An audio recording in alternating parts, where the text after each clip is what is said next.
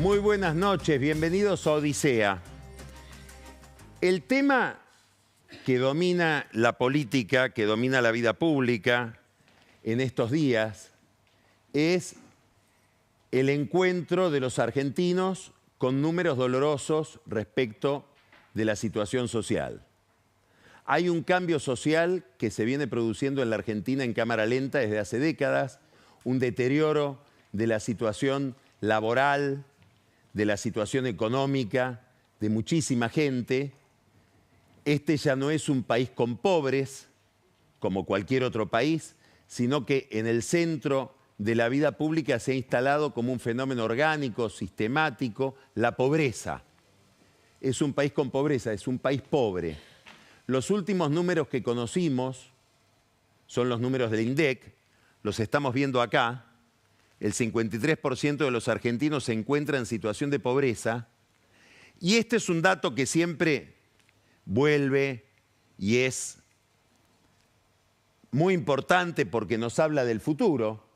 Es decir, nos plantea la posibilidad de que esto se mantenga en el tiempo. ¿Por qué? Porque en el conurbano bonaerense, los menores de entre 12 y 17 años, ya ahí la pobreza se eleva al 70%. Vamos a comentar un trabajo que lo hace el CIAS.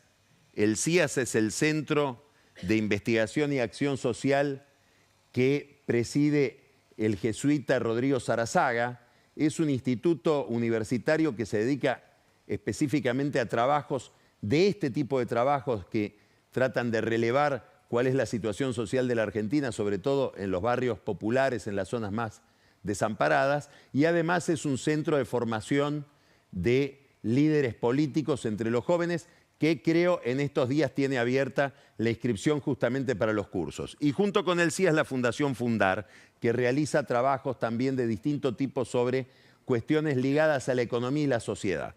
Bueno, estos son los dos primeros datos, después nos vamos a sumergir en datos más específicos para ir teniendo una radiografía de este mapa de la pobreza en la Argentina que determina muchísimo la cuestión electoral, determina muchísimo el comportamiento del gobierno y de la oposición, como vamos a ver después.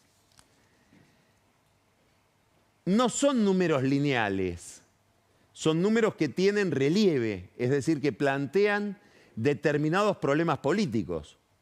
Vamos a mirar después dos números específicamente que nos hablan de la cuestión de los jubilados, la situación de los jubilados y la situación de los universitarios, tanto de los estudiantes universitarios como de los profesores universitarios. ¿Por qué nos interesan estas dos cuestiones?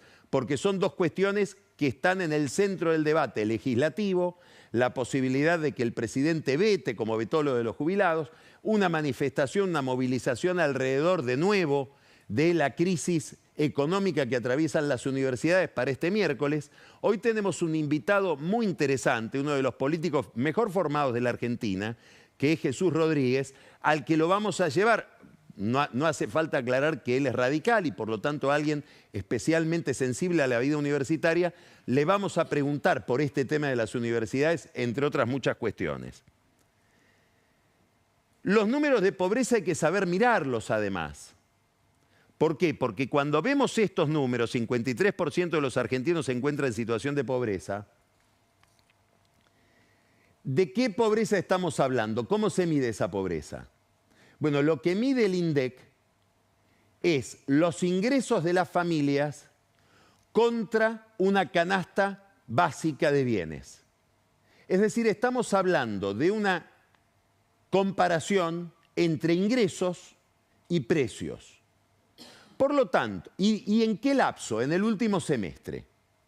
Entonces, esto permite ajustar un poco la lente sobre estos números de pobreza. ¿Por qué?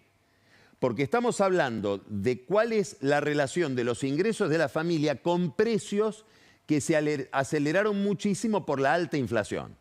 No nos olvidemos que en diciembre tuvimos una inflación del 25% mensual. Y son números del semestre. Es decir, que incorporan números de una inflación muy alta que después ha ido descendiendo. ¿Qué quiero decir? No son números que reflejen una pobreza estructural. ¿Qué quiere decir una pobreza estructural? Que no tiene que ver solo con los ingresos medidos en comparación con la inflación, sino con condiciones de vida que tienen que ver con acceso a servicios básicos de salud, a servicios básicos de infraestructura, etcétera, educación, etcétera. Ya ahí nos podríamos encontrar con una pobreza mucho menor, pero mucho más rígida, mucho más consistente, mucho más difícil de revertir, que requiere de políticas muy específicas. Estos números de pobreza, estos números sociales, obviamente la oposición se los imputa al gobierno. Y uno debería decir, bueno, sí, el gobierno puede... Ahora vamos a ver qué mira el gobierno en estos números y qué respuesta le da. Pero no podemos engañarnos, estos números son el producto de crisis cíclicas económicas, macroeconómicas que vive la Argentina desde hace mucho tiempo y sobre todo del último gobierno de Alberto Fernández, de la última administración de Fernández con Massa, que como gobierno peronista, y este es el gran reproche que le hacen muchos peronistas hacia el gobierno, entre otros Cristina, traicionó la idea de una mejor distribución del ingreso, una mejor calidad social por parte de la gente y dinamitó los ingresos. Estoy hablando de ingresos, no estoy hablando de salario.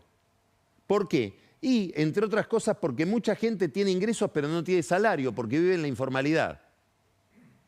Y por lo tanto vive fuera de la protección o de la defensa del salario que hace el sindicato. Por lo tanto, la inflación en este contexto social, en esta sociología que ha ido ganando a la Argentina con un nivel de degradación alarmante, la inflación tiene un significado muy distinto que la inflación de los años 80, que sí impactaba muchísimo, pero era la inflación de una sociedad que estaba más o menos toda incluida en el mundo salarial y por lo tanto con la protección de los sindicatos. El poder de los sindicatos y la representación sindical se ha achicado muchísimo por culpa de la informalidad. ¿El gobierno qué hace con esto? Y Milei lo recordó el otro día y tiene razón.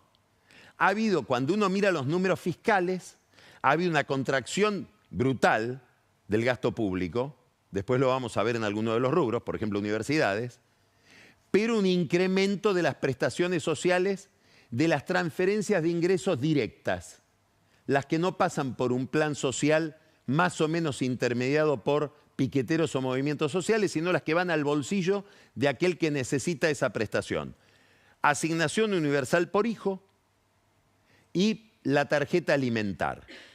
Esas dos prestaciones hoy llevan los ingresos que tienen por esas prestaciones, aquellos que las reciben, a un nivel de poder adquisitivo que está en uno de sus picos, similar al que tenía en el año 2012. Ahora, ¿cuál es el problema?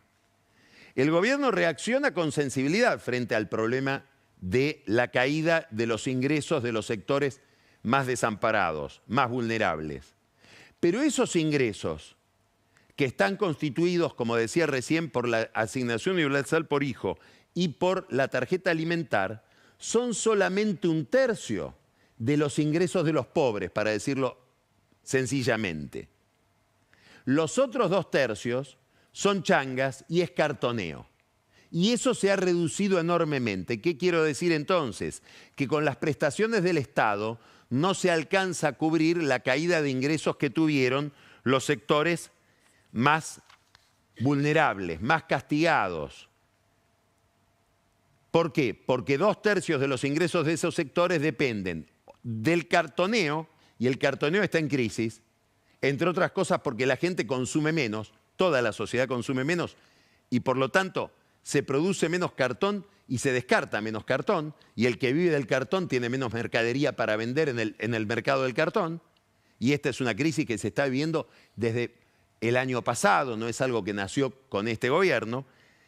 Y el otro problema es que las changas también desaparecen porque aquellos que decidían refaccionar una casa, pintar un baño, hacer cualquier tipo de arreglo en un jardín, ha dejado de hacerlo porque también la clase media está ajustada y la clase media baja, que es la que recurre a los más pobres para ese tipo de prestaciones. Entonces hay un ajuste en los 2/3 de los ingresos de las familias pobres, aunque se beneficien con una mejor prestación del Estado en la asignación universal por hijo y la tarjeta alimentar. ¿Qué es lo que prospera en este ambiente donde crece la pobreza y crece la indigencia, que llegó a 18%? Bueno, lamentablemente prosperan los trabajos ligados a temas como la droga. Vamos a poner números muy simplificados, redondos. ¿Cuánto gana alguien que cartonea por día? 15.000 pesos. ¿Cuánto gana por día? No todos los días, porque no trabaja de esto todos los días, pero ¿cuánto gana por día el día que trabaja un soldadito? ¿Qué es un soldadito? Es un chico con una edad deliberadamente menor a la edad de imputabilidad penal, que presta servicios a un dealer, a un tranza, a un narcotraficante, en los barrios populares. 50.000 pesos por día. Ser soldadito es una aspiración para muchos chicos muy pobres que viven en los barrios populares. Bueno, es peligroso ser soldadito. Te podés ligar un balazo. Bueno, es doloroso decirlo, pero mi papá tiene balazos, mi tío tiene balazos. Tener un balazo en esa sociología no es algo que se vive como tan excepcional o tan grave, pero uno cobra 50.000 pesos por día. Todo esto es la economía de la pobreza que se ha ido modificando dramáticamente. Vamos a mirar ahora, vamos a poner una lupa sobre estos números. Vamos a mirar dos gráficos de la consultora Exquanti. Después vamos a volver al CIAS y a la Fundación Fundar por otros trabajos que tienen que ver con educación y trabajo. Pero esto nos muestra, este gráfico de Exquanti, cómo se ha ido modificando el nivel de pobreza según los sectores. Entonces, esto es muy interesante para entender la política también y para entender el clima social de la política frente al gobierno. La pobreza en su conjunto la tenemos en el naranja, 55%. No 53 como dijimos en el gráfico anterior, 55%, que es el último número del INDEC. El celeste, la línea celeste, 70,6%. En el total de aglomerados urbanos del país son los niños, niñas y adolescentes. 70,6%. El verde, que es el 62%, son los jubilados. Ahí hay un número para ver. Hay un dato que tiene que ver con todo lo que estamos discutiendo en los últimos tiempos respecto de la situación de los jubilados. Ahora, miren el 48,5%, que es la línea turquesa.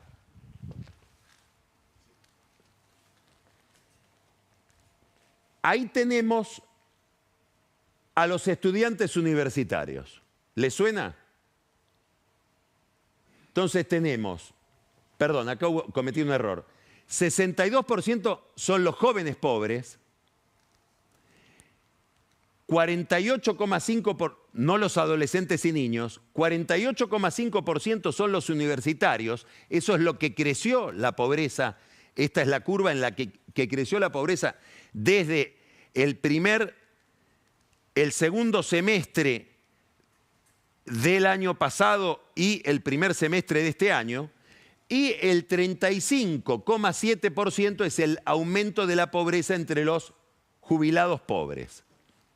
Entonces, acá tenemos los distintos niveles de sensibilidad social frente a un problema general que es el 55% de aumento de la pobreza. Y tenemos dos sectores que son los jóvenes y los niños y adolescentes que están muy por encima del promedio.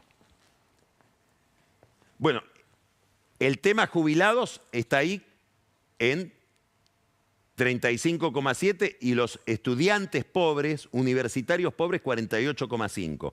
Esto puede estar explicando el grado de sensibilidad que hoy tiene la comunidad universitaria respecto del gobierno de Milei, al que identifica con un ajuste. Ahora, esto que estamos viendo ahora, lo anterior que vimos es el último trimestre contra el primer trimestre.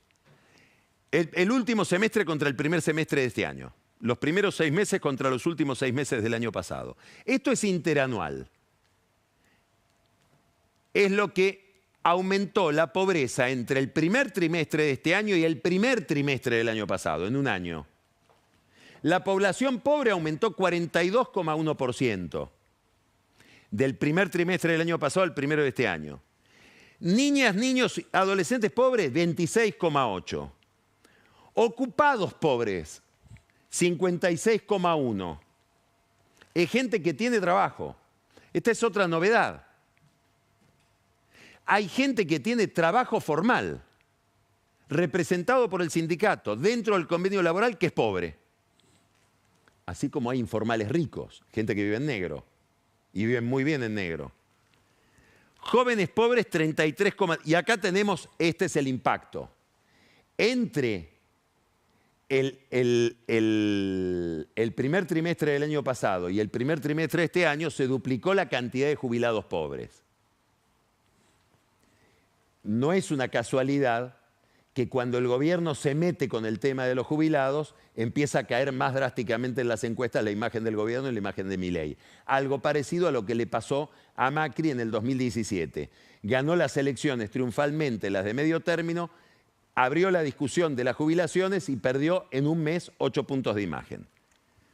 Estudiantes universitarios pobres, entre el primer trimestre del año pasado y el primer trimestre de este año, casi 60%, 58,2%. Me interesan estos números, insisto, porque es como una superposición entre el mapa de la pobreza y el mapa de la política. Ahora vamos a enfocarnos más, por esto que va a pasar el miércoles, esta marcha del miércoles, en el salario docente, ya no los universitarios. Vamos a mirar el mejor salario docente. Esto es un gráfico de Fernando Marul. Es el salario de un profesor titular con dedicación exclusiva, que son 40 horas semanales, con 20 años de antigüedad y con una maestría. Probablemente el mejor salario que paga la universidad, que son 2.286.000 pesos. Es una caída que va de 2.900.000 a 2.200.000, 700.000 pesos de pérdida en términos reales, es decir, es lo que pierde el salario respecto de la inflación. Bueno, este es el congelamiento de sueldos, que es parte del ajuste fiscal que lleva adelante el gobierno y que genera este malestar en las universidades. Veremos qué nivel de movilización produce este malestar. Ahora vamos a volver al trabajo que presentamos hoy del CIAS, el Instituto de el Jesuita Sarazaga y de la Fundación Fundar. Vamos a mirar, es un trabajo muy interesante porque indaga en un mundo donde es muy difícil estudiar qué es lo que está pasando, que son los barrios populares del Gran Buenos Aires. ¿Qué está pasando ahí con la educación y qué está pasando con el trabajo? Primero, nos muestra qué pasa con la situación educativa de los jóvenes de entre 16 y 17 años, es decir, que están terminando el secundario o que deberían estar terminando el secundario en los barrios más desamparados. El 93%, esto es muy interesante, que es esta barra turquesa, va a la escuela. Ahora vamos a ver en todo este degradé de Bordeaux, ¿qué es lo que pasa dentro de ese 93%? El 69% faltó en las últimas 2 semanas por alguna razón que no tiene que ver con la salud. El 47% faltó porque no hubo clases. El 38% por cuidar a un familiar. El 26% faltó porque no tenía ganas de ir. Y el 11% porque ya está trabajando a esa edad. Después vamos a ver las edades de trabajo. Esta falta de ganas de ir tiene que ver con muchas cosas, ¿no? Pero tiene que ver con un fenómeno que se indaga poco y que es crucial. La pobreza está atravesada por la depresión. Hay situaciones de vida para las que el ser humano no fue diseñado y produce un enorme dolor que impide arrancar, que impide reconectar. Ese es el que no va a la escuela por falta de ganas. Ahora vamos a ver los grados de repitencia en los jóvenes de 16 y 17 años, los mismos del cuadro anterior, del gráfico anterior, de los barrios populares. Acá tenemos estas dos barras turquesa, 44% repite y 10% repite más de un año, que es lo que se llama repitencia agravada. Ahora, ese nivel de déficit en la trayectoria educativa tiene que ver con los niveles de exigencia que lleva adelante la gente que tiene entre 16 y 17 años en los barrios populares. El 25% estudia y trabaja y el 20% estudia y busca trabajo. Pero es muy difícil para muchos chicos, para muchos jóvenes, adolescentes, enfocarse exclusivamente en el estudio por las condiciones de vida en las que desarrollan su existencia. Ahora vamos a ir a otra franja etaria. Vamos a los jóvenes que tienen entre 19 y 24 años. Antes era 16 y 17, ahora entre 19 y 24. ¿Qué pasa con la escuela? El 61% no terminó el secundario. ¿Por qué? 28% porque necesitaba trabajar. 25% porque necesitaba cuidar a su hijo o a su hija. 16% no, dejó el secundario, no lo terminó porque quedó embarazado. El 11% porque quedó libre debiendo materias. El 6% no entendía para qué le iba a servir. Otro 6% por problemas en la familia, conflictos. 4% por problemas de conducta y después un otro que es 3%. Este es el mapa de la educación entre los pobres, de la educación que es probablemente la única soga a la que se puede asir para salir de esa situación. Es decir, lo hablamos con Carlos Torrendel cuando estuvo acá en Odisea, estoy hablando del secretario de Educación, que es un gran experto en el tema. Las mejores maestras, las mejores escuelas deberían ir a este sector social, porque es el que más necesita la palanca de la educación para superar la situación de fracaso, de pérdida de sentido, de pérdida de futuro que tienen sus vidas. ¿Cuál es la trayectoria laboral de la misma franja etaria? ¿Cuál es la relación con el trabajo? Bueno, fíjense esto. Edad del primer trabajo en los barrios populares en chicos que van de 16 a 24 años. El 43% empieza a trabajar a los 15 años o menos. Son esos chicos que dejan de ir a la escuela por razones laborales. El 35% empieza a trabajar entre los 16 y los 18. Solo el 6% empieza a trabajar con más de 19 años. El 90% de los chicos de 16 a 24 años que viven en barrios populares, según este trabajo del CIAS y la Fundación Fundar, está en la informalidad. Y el 56% trabaja dentro del barrio, no sale del barrio para trabajar en otro lugar, que es esa barra color gris. Ahora vamos a ver el último gráfico con este tema.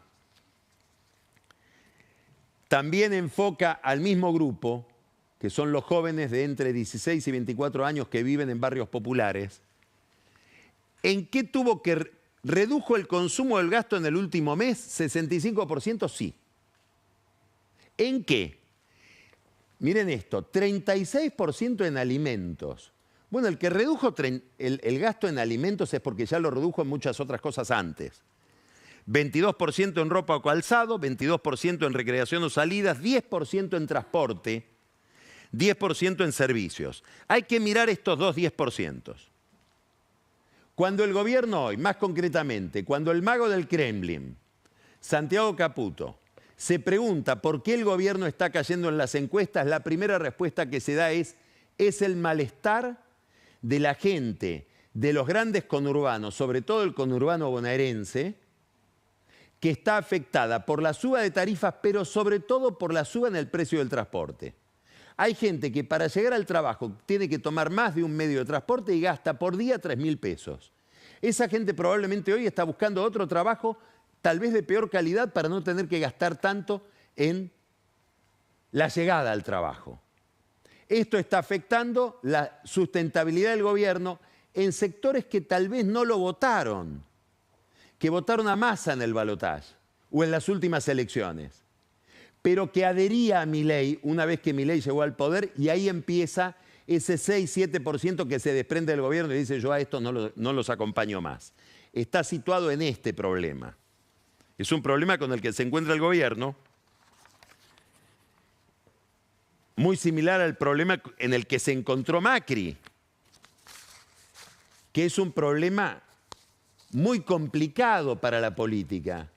Herencia del kirchnerismo, que en determinado momento decidió regalar la energía y subsidiarla a un nivel que el Estado no podía soportar. Bueno, ahora es muy difícil hacer ese ajuste.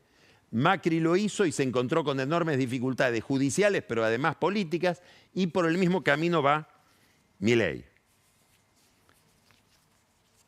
Entonces, estamos ante un panorama donde la crisis social es una crisis que podríamos decir es histórica. Es muy difícil encontrar momentos anteriores en la historia de la Argentina con este nivel de malestar, de sacrificio social por parte de muchísima gente. Y esto tiene que ver, obviamente, con que el gobierno hereda una situación calamitosa, es obvio, y decide corregir esa situación enfocando el problema de la inflación, que es, como diría Ortega y Gasset, el tema de nuestro tiempo. La inflación es el tema de la Argentina, por lo menos desde el año 2008, que es cuando se intervino el INDEC, encarar el problema de la inflación con una gran recesión. Logra reducir la inflación en tiempo récord y logra generar una gran recesión también en tiempo récord. ¿Qué estoy diciendo? 6 puntos del producto, de contracción del producto en 3 trimestres. Esto hace, probablemente esto que voy a leer ahora, en un libro de historia imaginario, escrito dentro de 50, 70 años, ese historiador imaginario podría decir: en el año 2024, un economista ortodoxo, Miguel Kigel, en uno de los informes que producía con su consultora EconView semanalmente, se vio necesitado de escribir este texto. En EconView somos especialistas en macroeconomía y en el sistema financiero. Es decir, no somos, está aclarando, economistas que se dedican a las cuestiones de pobreza o de equilibrio social. Visto desde este costado, desde la macroeconomía y desde el sistema financiero, no podemos dejar de decir que para que haya estabilidad macro y crezcan las inversiones, la cuestión social debería apuntar a cierta estabilidad. No necesitamos ser Dinamarca, pero para que el capitalismo funcione correctamente es importante que haya paz social. Mejoras en el capital humano, educación, calidad del trabajo, un sistema de salud bueno y todos los incentivos de progresar adentro del sistema y no por la banquina. Es decir, el tema de la inclusión, al que está extraordinariamente ligado el tema de la educación. Entonces, esto no lo escribe Juan Grabois, no lo escribe un economista de la CTA. Lo escribe Miguel Kigel, que básicamente es un asesor de bancos, un experto en macroeconomía y finanzas, como dice él. Este problema que estamos describiendo ya se politizó. ¿Qué quiere decir que se politizó? Que pegan las encuestas y en la evaluación que la gente hace del gobierno y empieza a ser un problema para el gobierno cuando mira las elecciones. Entonces, ¿qué está pasando en estos días? ¿Qué está pasando en las últimas semanas? Distinto de lo que venía pasando desde que asumió Milei. Hasta hace un par de semanas, la visión que el gobierno tenía de sí mismo y la visión que el gobierno proyectaba sobre los demás es: nosotros somos un gobierno distinto de todos los anteriores. No somos la casta. ¿En qué nos diferenciamos de la casta? En que nosotros miramos primero lo que hay que hacer y no nos interesa el costo de lo que hay que hacer. Venimos con una receta económica y no nos importa el costo político que tengamos que pagar para aplicar esa receta. Bueno, en las últimas 2 semanas, la receta económica que produce un costo social y deriva en un costo político empieza a ser mirada por el gobierno con ojos políticos. Y empiezan a advertir que cualquier programa económico es malo si pierde las elecciones. Es decir, que en democracia, uno de los imperativos de cualquier política económica tiene que ser tramitar una buena política económica ganando las elecciones. Entonces empieza a haber una preocupación por los costos sociales y electorales del programa económico. Y empiezan a plantearse algunas incógnitas, algunos interrogantes sobre la política económica, ya no derivados del pensamiento económico o economicista de Milei, de Caputo, de Sturzenegger o de Santi Bausili, sino por el imperativo de tener que ganar las elecciones. ¿Y esto qué quiere decir? Que empiezan a pensar, y tal vez tenemos que mirar de nuevo lo del cepo. Tenemos que mirar si todo el sistema cambiario no está imponiendo un corset sobre la economía que estabiliza, o peor, agrava la recesión y nos lleva a un problema importante el año que viene. Sobre todo, y ahora vamos a entrar en este tema, en la provincia de Buenos Aires, en el conurbano bonaerense, que es un lugar en el que Milei nunca anduvo bien. Es el peor territorio electoralmente hablando y en términos de imagen de Javier Milei. Bueno, todo esto se proyecta sobre toda la clase política y especialmente sobre la oposición. Y ahora quiero detenerme en la provincia de Buenos Aires, que no solo es importante porque es el lugar más esquivo para el presidente, sino que es importante porque es el lugar donde está concentrado, donde tiene su reino el kirchnerismo. De hecho, el kirchnerismo gobierna la provincia de Buenos Aires y está mirando este problema social seguramente con sentimientos encontrados de preocupación y de entusiasmo, en la perspectiva de que si hay un deterioro social, el péndulo puede volver a ellos. No lo sabemos, no lo sabemos. ¿A dónde estoy yendo? A una pregunta que se empiezan a hacer todos los peronistas de la provincia de Buenos Aires. ¿Vuelve Cristina a la guerra electoral, a la competencia electoral, como en el 2017, que fue candidata a senadora? ¿Vuelve a encabezar la lista de diputados del año que viene en la provincia de Buenos Aires? Hay quien piensa, y probablemente esté obligada. ¿Por qué? Porque los que indagan en la cabeza de la gente que vive en los barrios más vulnerables del conurbano, descubren que nuevamente la única figura que se salva en ese mundo, aún dentro del peronismo, la única que rescatan como valiosa es Cristina Kirchner. Sigue teniendo predicamento en esa sociología. Pero además, a ella misma tal vez le convenga encabezar una lista, porque encabezando una lista obtura, impide un proceso de crisis interno que hay en el peronismo de la provincia de Buenos Aires. ¿Por qué? Porque Axel Kicillof y el grupo que rodea a Axel Kicillof, con el Cuervo Larroque a la cabeza, se han planteado como estrategia no desafiar a Cristina, pero sí iniciar o amagar con algún movimiento de renovación que desafíe a Máximo Kirchner y a la Cámpora, que son Cristina. Bueno, todo esto tal vez conduzca, es una incógnita, es muy prematuro saberlo ahora, lo sabremos seguramente el año que viene, qué papel va a jugar Cristina en las elecciones del año que viene en la provincia de Buenos Aires. Es un tema crucial, ya vamos a ver por qué. Todo esto va a estar afectado por una cuestión técnica que es hasta difícil de explicar, es un poco engorrosa, que tiene que ver con un cambio probablemente histórico en términos políticos que se puede producir a partir del día de mañana martes.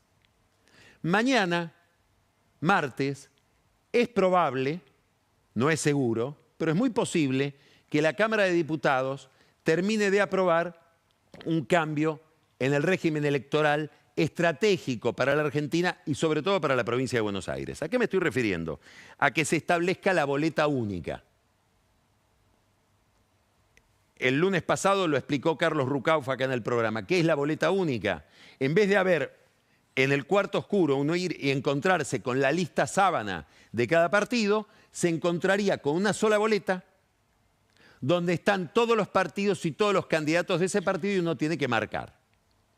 Por ejemplo, para el año que viene, que son elecciones en la provincia de Buenos Aires de diputados, uno iría y encontraría todas las variantes de todos los partidos en una sola boleta con la lista de diputados. ¿Qué iría? Y a esto quiero ir, porque se ha hablado mucho de la boleta única y se habla como una mejora en el sistema de fiscalización, una mejora para transparentar el sistema electoral. Es verdad, pero tiene otra consecuencia, probablemente mucho más importante. Usted va a ir, supongamos que usted vive en la provincia de Buenos Aires, al cuarto oscuro, y va a encontrar una urna, un sistema electoral para la elección de diputados nacionales y el viejo sistema electoral de la lista sábana para la elección provincial.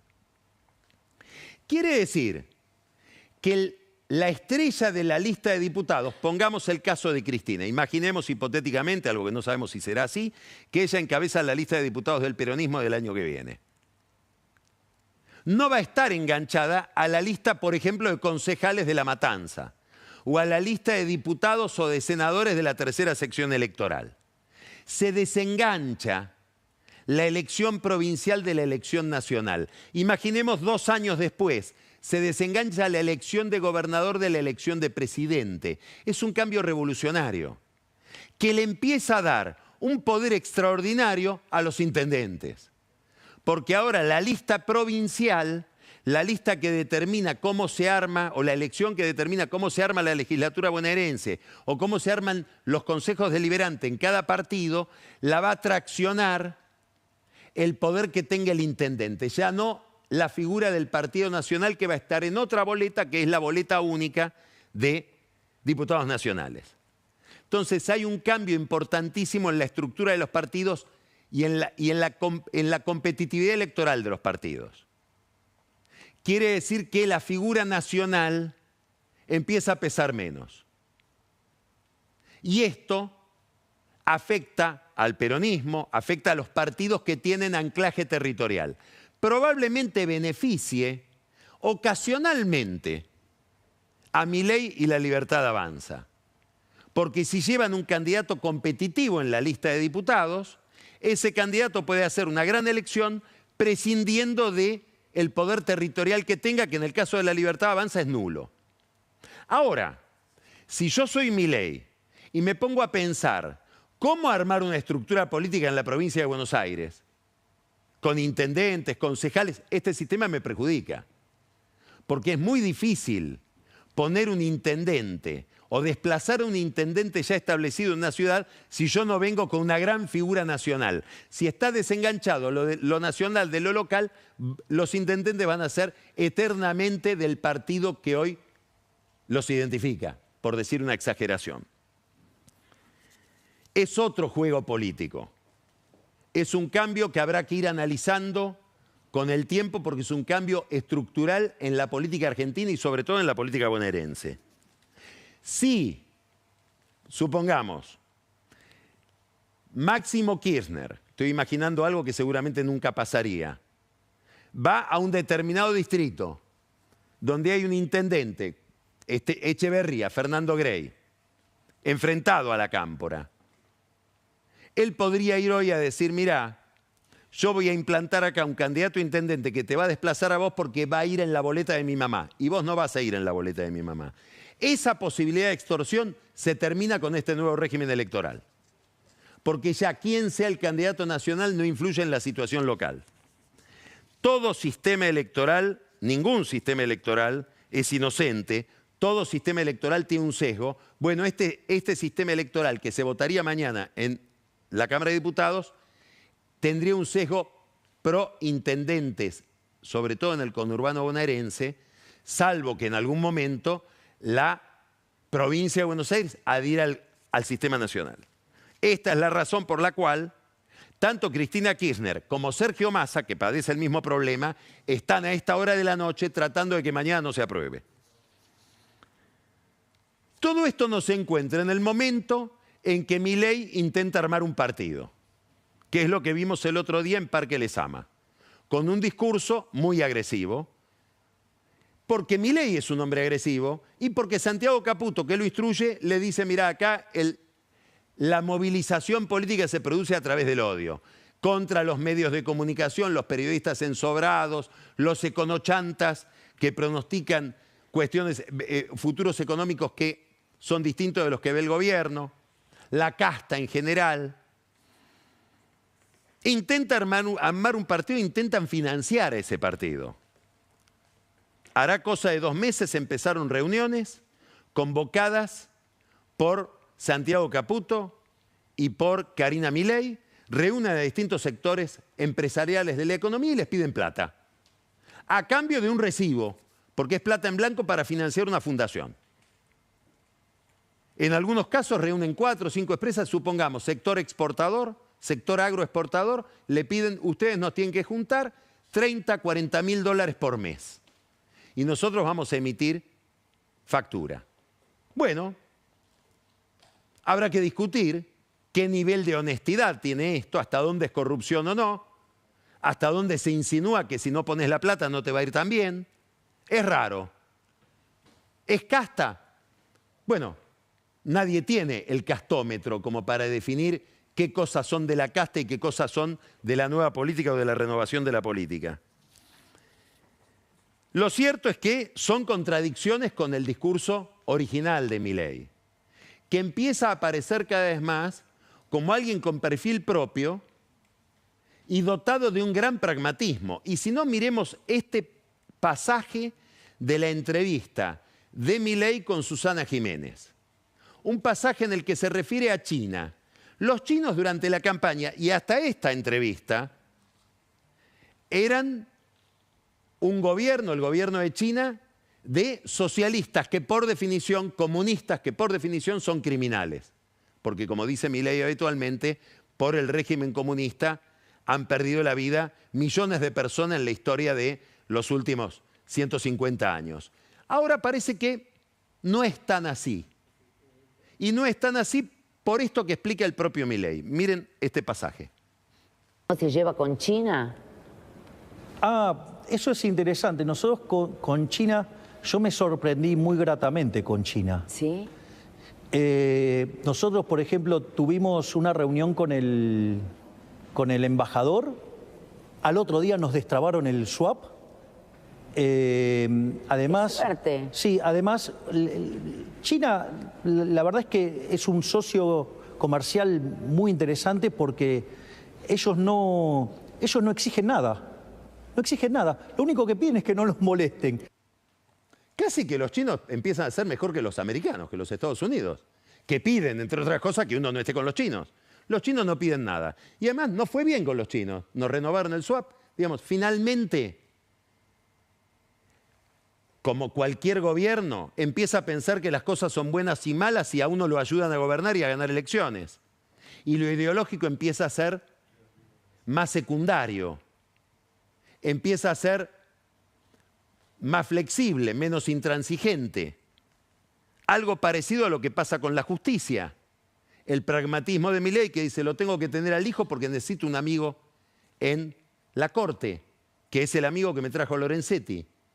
A propósito de esto, la Cámara de Casación promete condenar a Cristina, ratificar la condena de Cristina que le aplicó el Tribunal Oral, salvo en el caso del juez Gustavo Hornos, que la agravaría.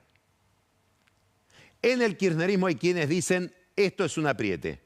¿Por qué? Porque el hijo había prometido, ¿será verdad?, que mientras esté en discusión su pliego, no iba a haber pronunciamientos en contra de Cristina en Comodoro Pi. Bueno, Comodoro Pi ahora muestra su verdadero rostro y promete sancionarla.